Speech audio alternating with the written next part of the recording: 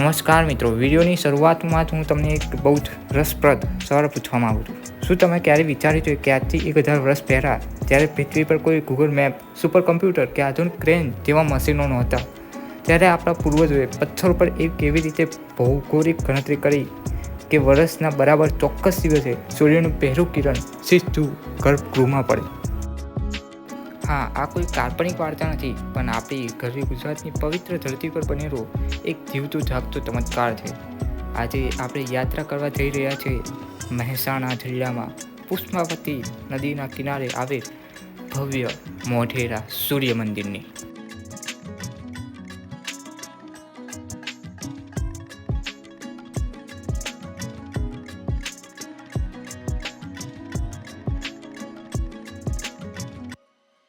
આ કોઈ સામાન્ય મંદિર નથી, પણ પ્રાચીન ભારતની સ્થાપત્ય કળા, વિજ્ઞાન અને અદ્ભુત ઇતિહાસનું એક એવું સુપર સ્ટ્રક્ચર છે જેને જોઈને આજના આધુનિક એન્જિનિયરો પણ આશ્ચર્યચકિત થઈ જાય. વડીલોથી લઈને બાળકો સુધી દરેક ભારતીયોનું હૃદય ગર્વથી ભરી દે તેવી આ મંદિરની અજાણી વાર્તાઓ, રહસ્યોને આજે આપણે આ વિડીયોમાં એકદમ વિગતવાર અને સરળ ભાષામાં સમજીશું. વિડીયોના અંત સુધી બન્યા રહેજો, કારણ કે આજે તમને એવા તથ્યો જાણવા મળશે જે તમે ક્યારેય કોઈ પુસ્તકમાં નહીં વાંચ્યો હોય. આ ભવ્ય સફરની શરૂઆત થઈ છે ઈસવીસન 1026-27ની આસપાસ. આ એ સમય હતો જ્યારે ગુજરાત પર સોલંકી વંશનું શાસન હતું, જેને ગુજરાતનો સુવર્ણકાળ કહેવામાં આવે છે. પ્રજા વત્સલ રાજા ભીમદેવ પ્રથમ, જેઓ પોતાને સૂર્યવંશી માનતા હતા, તેમણે પોતાના આરાધ્ય દેવ સૂર્યનારાયણના સન્માનમાં આ મંદિરનું નિર્માણ કરાવ્યું હતું. હવે વાત કરીએ આ મંદિરના એવા બાંધકામની જે આજના વિજ્ઞાનને પણ ટક્કર આપે છે. આ આખું મંદિર મારુગુજ્જર સ્થાપત્ય શૈલીમાં બનેલું છે.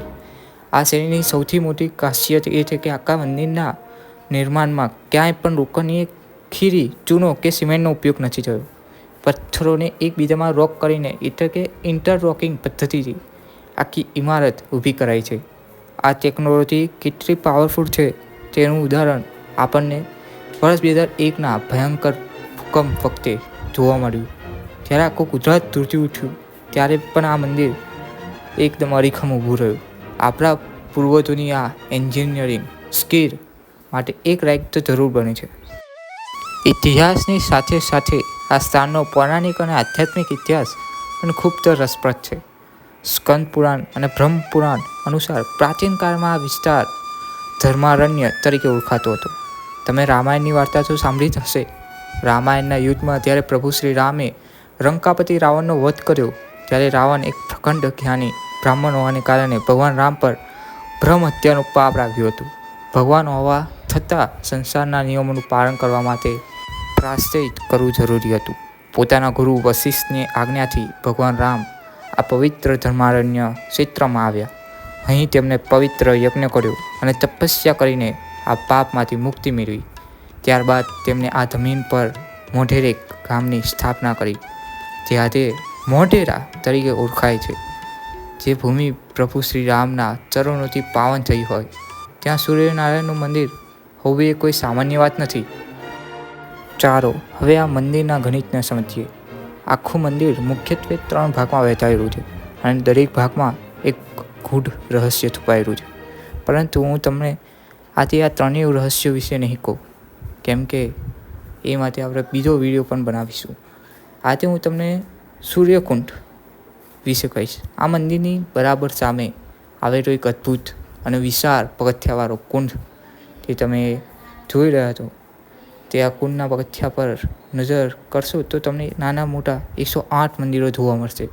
સૂર્યનારાયણના પવિત્ર નામ પર 108 છે અને આપણી જપમાળાના મણકા પણ 108 હોય છે.